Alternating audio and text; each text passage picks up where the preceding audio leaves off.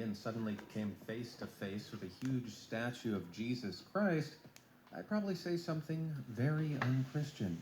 Sounds like a fever dream, and yet this is exactly what would happen if you dived off the northern coast of Italy near Genoa. But why would anyone sink an 8.2-foot tall bronze statue of the Son of God?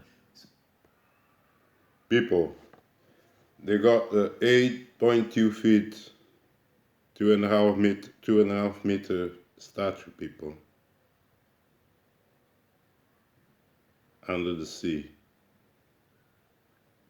to keep the dead from the sea.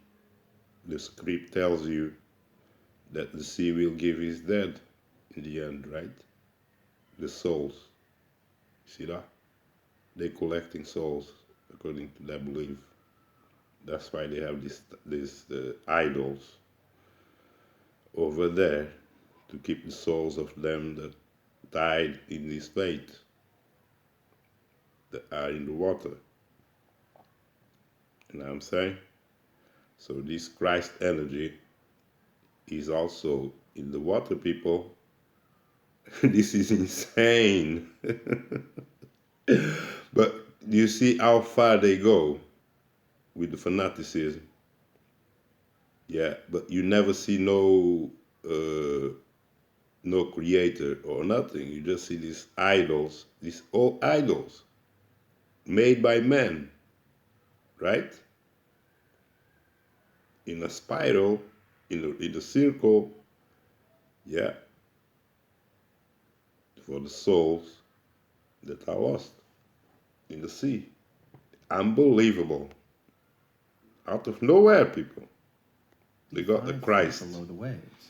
There's no escaping. Religio, formally named Christ of the Abyss by artist Guido Galletti, it was made back in 1954 and was dedicated to all who have perished at sea, dating specifically back to 1947. This is when diver Dario Gonzatti tragically passed away during a diving expedition. Wow. And the statue was subsequently commissioned by his friend Duilio Marcante, who wanted to honor. He didn't come without no sacrifice. It remains in the same place. On occasion, it won't be found in its usual spot. Now, don't worry. He hasn't been walking on water. He's just been brought back to the surface for restoration. The corrosion. So, in the water. work of men, people. They take him up for restoration. They take him back to the water. What's going on? It's the same thing, people. Uh-oh. They take him down, they take him up. By the salt in the water. It's a joke, and people. dropped roughly back in the same place. If you plan to make an underwater pilgrimage deliberately, you can don your snorkel and wetsuit and pay a visit to His Holiness. Wow. Welcome you with open arms, literally. Is that crazy? Sky High Sanctuary. How long do you think you could spend in complete solitude before going completely crazy? Ever tried a silent retreat or set screen time controls on your Instagram? Well, depending on your answer, this church in Georgia is either your escapist dream. Another church, people, in the middle of nowhere. Located on the top of the 130-foot Catski Pillar, it's one of the highest and most isolated churches in the world. Wow. Around the 10th century. What I can't wrap my head around is how the builders constructed it in the first place. Did they scramble up there first thing in the morning with all their tools? No. That's the thing, people. Normally these things, they are already there, and they just, let's see anyway, because I don't think they make nothing in Stay up there using a rope and pulley system. Hell no. Building materials. Well, the short answer is no one knows. No records detailing its construction have been found, which leaves it a mystery. Nowadays, an iron ladder allows you to ascend the pillar. It's a mystery. The monks that still reside there, able to scale it in 15 to 20 minutes. Ain't that something? They tell you it's a mystery. Well, that's so the pillar bullshit, has always been a holy site. Wow. It's believed it was once used to conduct pagan fertility rites. Then Christians came along, and some of them, fond of worshiping God at the tops of pillars away from earthly temptations, they were called the Stylites. After Christianity took a firm hold of Georgia around the 5th century, it was only a matter of time before the monks took their minimal belongings, packed them in the ancient U-Haul, and moved in, eventually building their dream church. Yeah, not so sure I could manage without all my earthly temptations, I'm afraid. Just thinking about climbing down from there to pick up my takeout order is giving me vertigo. Come this way. Imagine you're lost in the wilderness, and in your desperation you pray for a sign, when all of a sudden you stumble across this. If a random giant concrete arrow pointing you in the direction of civilization isn't a sign, I don't know what is. Okay, while these arrows, which are bizarrely peppered all over the American landscape, are signs, they're not meant for you, unless you were an American postal pilot back in the 1920s and 30s.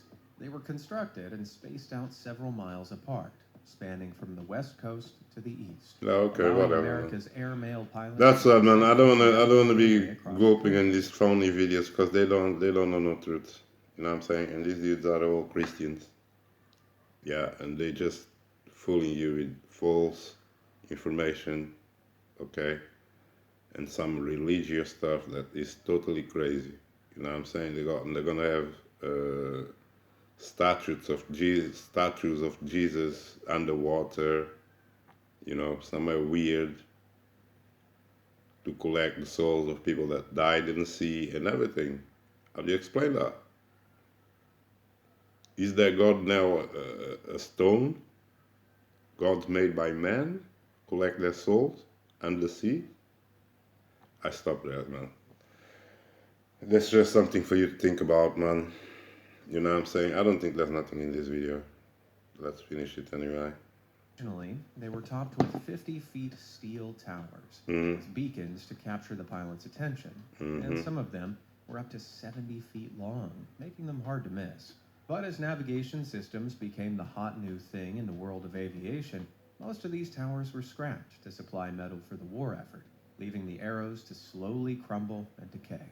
Today, if you're jetting across North America and look out your window, you might spy a lone stone arrow pointing away back home. Have you ever found something strange in the middle of nowhere? Let me know down in the comments. They had arrows pointing them around because they were primitive and didn't even have navigational instruments that were, you know, AI based. That's it, man. As you can see, man, the Religio road has nothing but Christ all over the place. And in the most amazing places, you're gonna find the image of Christ collecting souls. It's everywhere, people. That's it, man. I love you all. Keep the instructions. Peace.